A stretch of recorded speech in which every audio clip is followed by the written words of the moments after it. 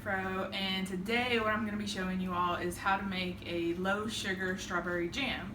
So I went to the market yesterday and I was able to get some locally grown strawberries, and so today we will show you how to make that. So a couple of things that I'm going to show you before we actually get started is some of the equipment, and then of course the jars. So I'm going to set these down real quick and we're going to have to wash those out. But some of the jars that I did find, this is actually a half pint.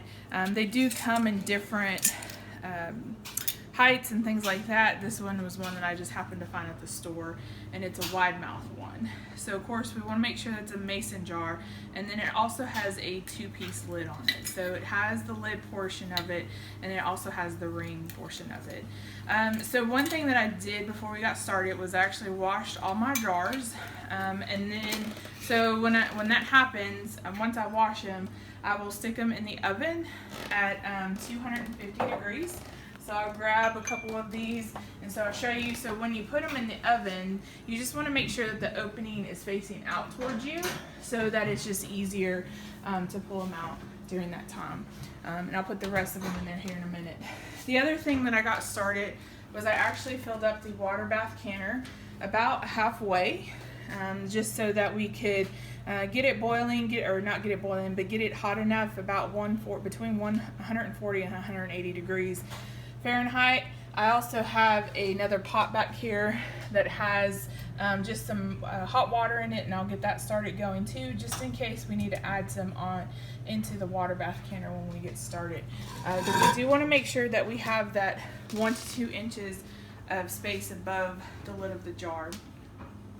Also over here what I have is another small pan, and it's got the lids in it, if you can tell. So we want to get those warm, and I'm actually going to turn the burner on, but when I get started I'm going to turn it on a very low burn, just to kind of help soften that compound that's in the lid.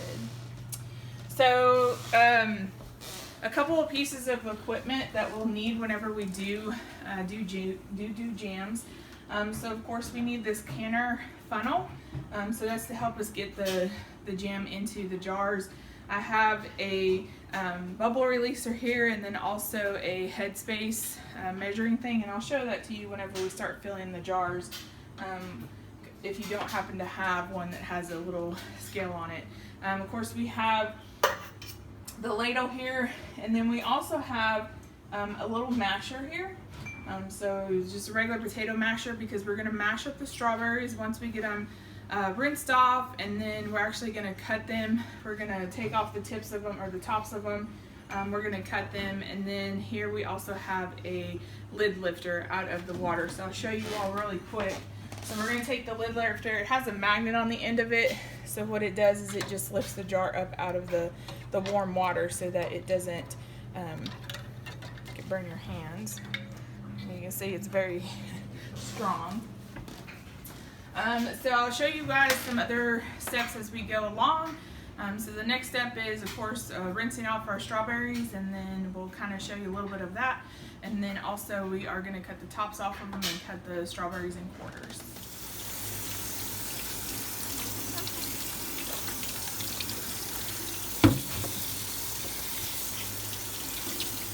So right now what I am doing is I am actually topping off these strawberries, and so I'm quartering them.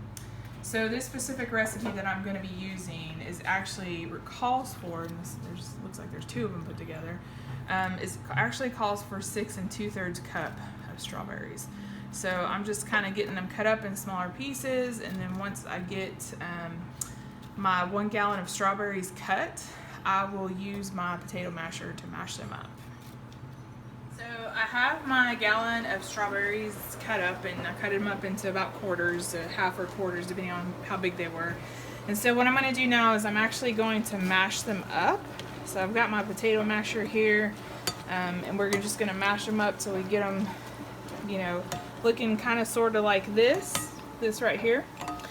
So we're just going to keep mashing. So this is, a little arm workout.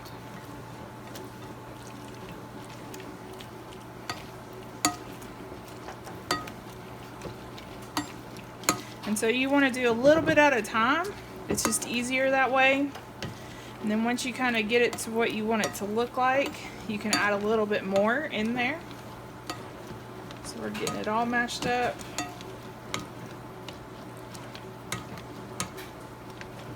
So with jam you're wanting some of those fruit pieces in there. So the difference between jam and jelly is jam, of course, has those fruit pieces like I was saying, and jelly is just the juice out of it. So as you can see, this is kind of what you're looking for whenever you are making jam, whenever you mash it up. What fruit you have or what fruit you're wanting to mash up. So strawberries, you can use a potato masher. If you're doing like blackberries, you can use a food mill. So that's really easy, especially if you want to get the seeds out of it.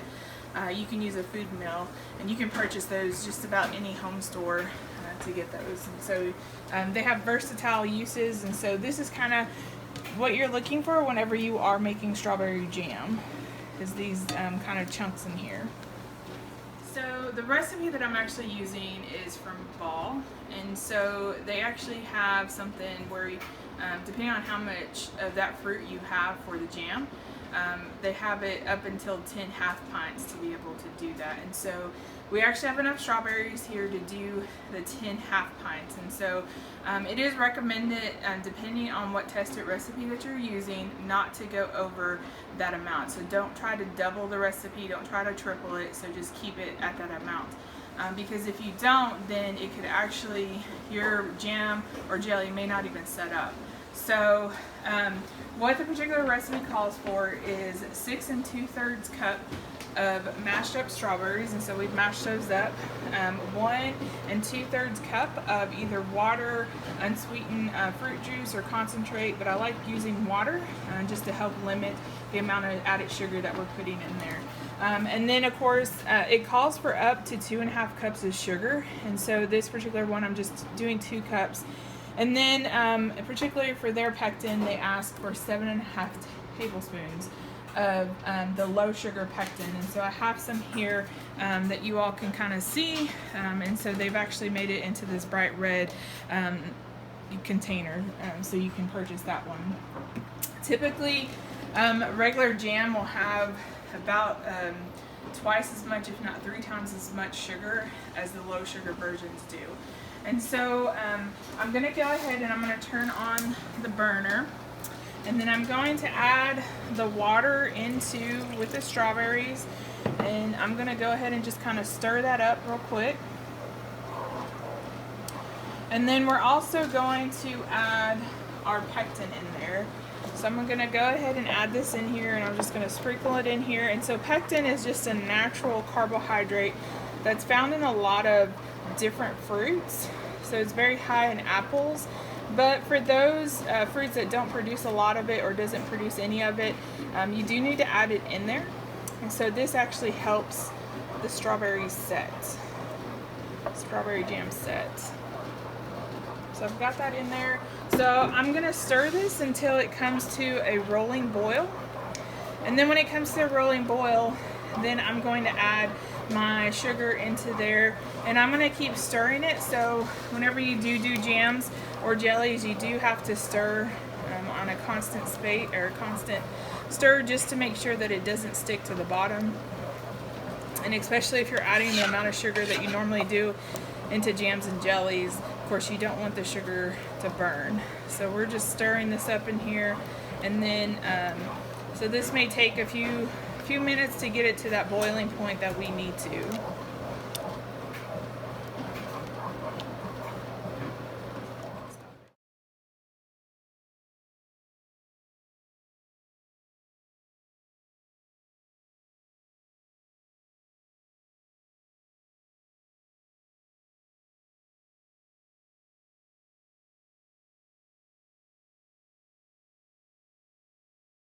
So I'm over here, I'm stirring, and you want to stop every so often just to make sure that you're not getting that boil yet. If you're not, just keep stirring. But just to let you know, like with the pectin, of course, you can also purchase some other brands. I know Sure Gel is one that you can get in this area, fairly easy, that also has a low sugar version alongside the regular pectin. And so typically in in the Sure-Gel, the box kinds, it comes with an insert that tells you exactly how much sugar or extra liquid that you need to add into that particular recipe. So I know with Ball, they actually have, and I was telling you about the recipe that I got it off of. You can actually do recipes with no sugar added, and they have things on there for that. So if you are somebody that needs to watch their sugar intake, and you really like homemade jams, that may be a possibility for you.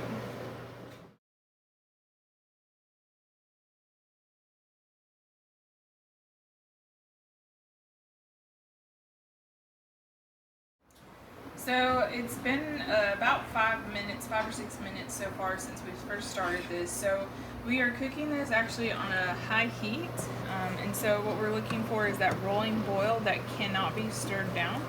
So it's not quite there. You'll see some foam starting to accumulate on the top, and you'll see that the color of the strawberries have changed. So you'll see that bright red that you first had when we first started cutting them up. It's no longer there. So it's more of a dull looking pinkish color. So you can see that it's getting to almost that point where it's that rolling boil that we cannot stir down. And I think we are there. So what we're going to do now is we are slowly going to add in our 2 cups of sugar. A little bit at a time. I'm going to stir it up a little bit. And what you might start seeing is that the redness of the strawberries will start coming back. So you want to do a little bit at a time. Keep stirring.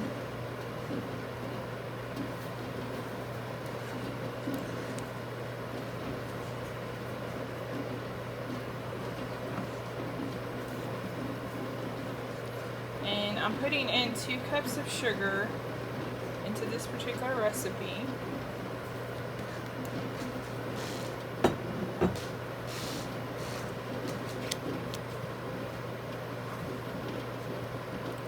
So you can start seeing that the redness is coming back in this particular recipe, in these jams. So what we're going to do now is we're going to get it back up to that rolling boil. We are going to boil it for 1 minute once it starts getting to that rolling boil. And then once that happens, once we timed it for that 1 minute, then we'll turn off the burner, and then we will put them in our jars. So we have our timer on for 1 minute, and you can see that it's at that rolling boil. We're just wanting to stir it constantly. We just want to make sure that it doesn't overboil, doesn't go over the sides of our pot. If it does, we may have to turn it down a little bit, but just keep stirring.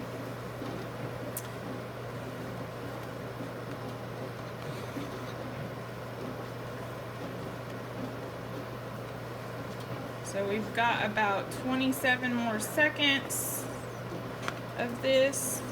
Got some out. Turn it down just a tad.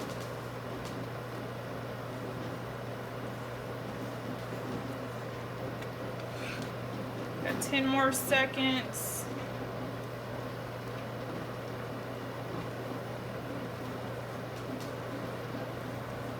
Alright, so we've got that 1 minute, so I'm going to go ahead and turn off our burner. Stir it just a little bit. And so you'll see that there's foam on the top of this. And so what you can actually do is, if you're not a fan of the foam is just an aesthetic thing, so it doesn't affect the flavor or anything like that of the strawberry jam. So what you can do is you can actually get your spoon and just kind of scrape off the top to get that foam out. But that, of course, like, it is an aesthetic thing. It doesn't affect it. So we're getting that foam off. And so you can actually, the foam is perfectly fine to eat. So if you're having a little bit of ice cream or strawberry shortcake or something like that, or some pancakes, you can actually put that on there and be perfectly fine. So I'm trying to get as much as I can out of here.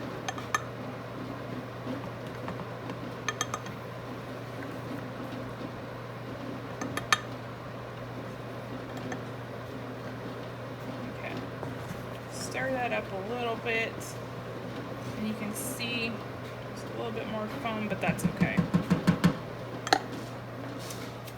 So our jam mixture is ready, and what I'm going to show you now is how to fill a jar. So as you can see, I have my jars facing out towards me. So you do want to get a set of tongs to get them out. I have some that have this like rubbery outside on it just because I don't want to put anything metal down in there, just to make sure that it doesn't crack the jars or anything. So what I'm going to do is I'm going to move I have a cutting board here, just to protect the countertops, and then also to keep the mess down, because it does get messy when you do jams. So we're going to take our ladle and fill it up, and then we're going to pour it into the jar. Okay. And so we are going to take our bubble releaser here, and we are going to run it inside just to release any bubbles that might be in there. Run it along the side of that. And then on this particular one, like I said, it has the measurements here. And so this first little stair here is that 1/4. So we're going to take it and we're going to run it around. And as you can kind of see, it doesn't touch the top of the jam. So what we need to do is we actually need to add a little bit more jam mixture in there. And you can see that it barely touches the top of it, and so that's kind of what you're looking for. So say that you don't have one of these, you can actually use the rings of your jar. And so as you can see that it barely touches the bottom of this top ring. That's the 1/4 inch. The 1/2 inch is just barely at the bottom of this ring here, the second one. And then the 1 inch is of course down here at the bottom of this bottom ring here. But for jams and jellies, we're looking for that 1/4 inch headspace. And so the other thing that most people forget is that we want to wipe the top of the rims of our jars, just to make sure that we don't have any sugar or anything like that on that. So just be careful. It does get warm. Your hands do get used to this. And then of course we're going to take one of our lids, and of course our lids have been on a very low heat here. We're going to take it, we're going to put that on there, and then one of the other things is making sure that your ring is on there fingertip tight. So you don't want to reel it on there, because as the rings expand and contract within the canner, as it cools down, it's going to contract, and it could contract around that glass, and so it'll be really difficult to get it off. I've heard people who cannot get them off just because it contracted around that, and they've actually busted the jars in order to get that off. We're ready to put our jar into the canner, and so we're just going to lift it straight up and over. And this particular rack that I have in here is a flat bottom rack, so this is very helpful for jam jars, just because they are a smaller one. And you can also see that there's a rack down at the bottom too in there. And so what we're actually going to do, so a lot of people have problems with hard water, and so it might have a white film around the jar when you pull them out after they pull off. And so what you can do is you can actually put about 2 tablespoons of distilled vinegar into the actual water bath canner, and it'll help prevent that white film on the outside of your jars. I showed you how to do the one jar, and when you get really good at this, you can actually do multiple jars at a time. And so I pulled out 6 jars here for me to do it multiple times.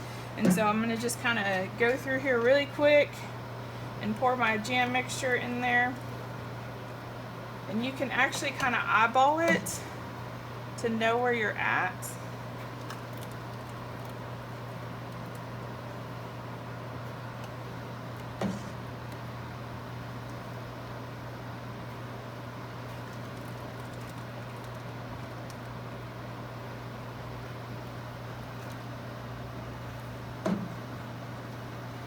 So I'm just kind of going along and putting some in there, and you can kind of see how the jam has changed from that very dull pinkish color to that bright red that we're looking for when it comes to strawberry jam.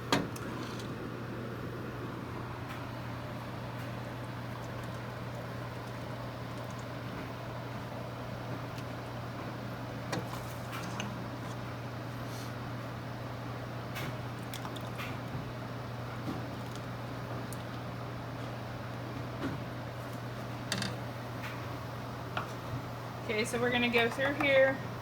We're going to run the bubble releaser on every single one of them. And I can already tell that some of them are not at that 1/4 inch headspace yet. I'm going to have to add a little bit more to it. So I'm going to go around and I'm going to check each one. And they each need a little bit more liquid. So I'm going to go around and I'm going to add a little bit to each one.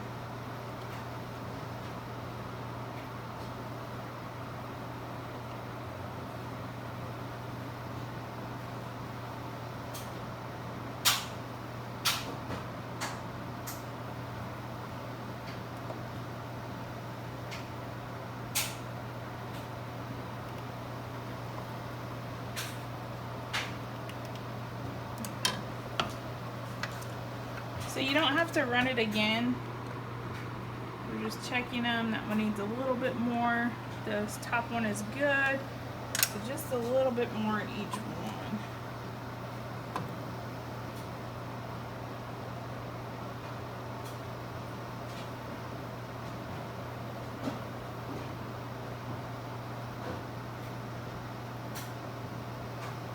So what the headspace does during the canning process is it actually helps create that vacuum seal that's needed for the jars.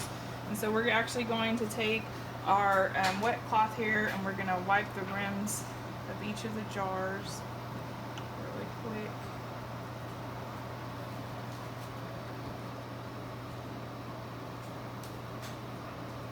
And like I said, that's just to help get any of that sugary syrup that might be on the outside of it, just so that you have a good seal when they start cooling down.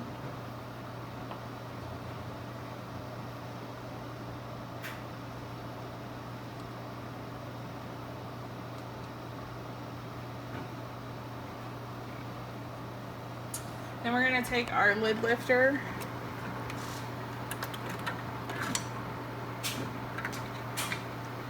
You can tell they like to stick together. We're going to put our lids on there really quick.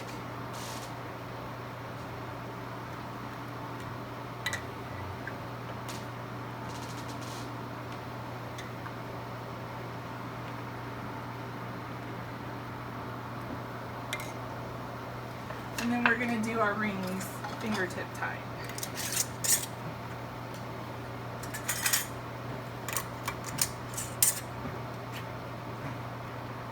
Go ahead and get these two out of the way. We'll go ahead, I'm going to lift them straight up and over. And so when you do this, you want to actually counteract them, so you're going to do from opposite sides, just so that your rack does not get off-centered and tip over.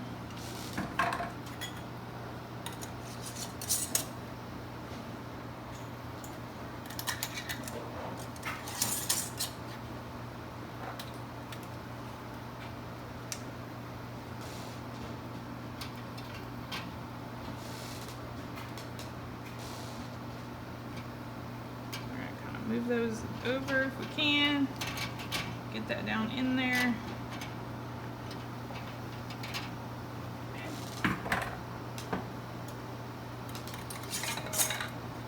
Alright, so say that your jar lid, and I'm just going to purposely do this just so y'all can see.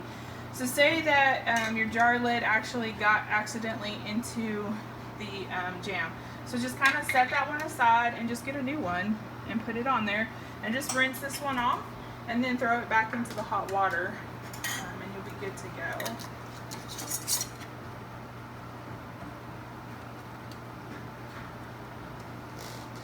So we're getting our jars in there.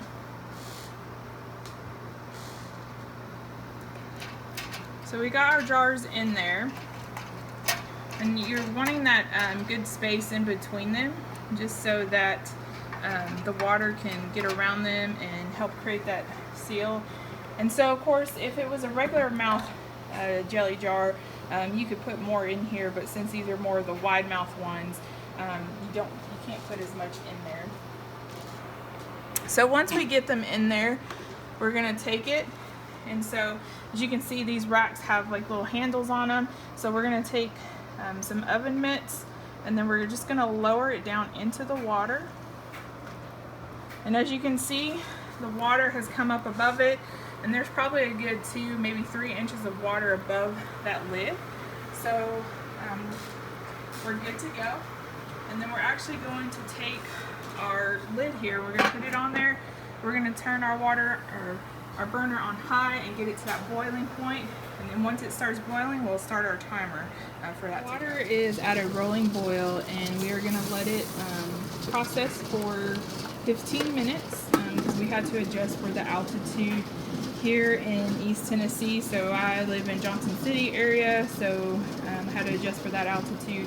So just double check and make sure with the recipe, the tested recipe that you're using, how much processing time you need to add for that particular product item that you are. Okay, so our timer has gone off. So we're gonna go ahead and turn off the heat to the water bath canner, let it settle down, and we're gonna leave the jars in there for 5 minutes. That is part of the processing.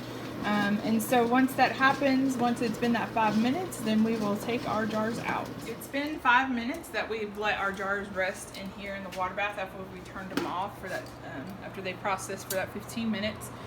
So you can see I'm just gonna lift up the rack, the handles here off of the rack. And if you want, you can actually take your oven mitts and slowly lift it out carefully. And then the racks just kind of rest on top of the rim of the canner. And what we're gonna do now is we are going, and you can see that some of them have water on top of them. So what we're gonna do is we are going to take our jars, we're gonna take it and lift it up, and lift it straight up and over, and put it on a, you can put it on a cooling rack, or you can put it on a cutting board. And so we want to leave about 1 inch in between each one of them, just to kind of let the air flow and let them cool down properly. Go ahead and take these out.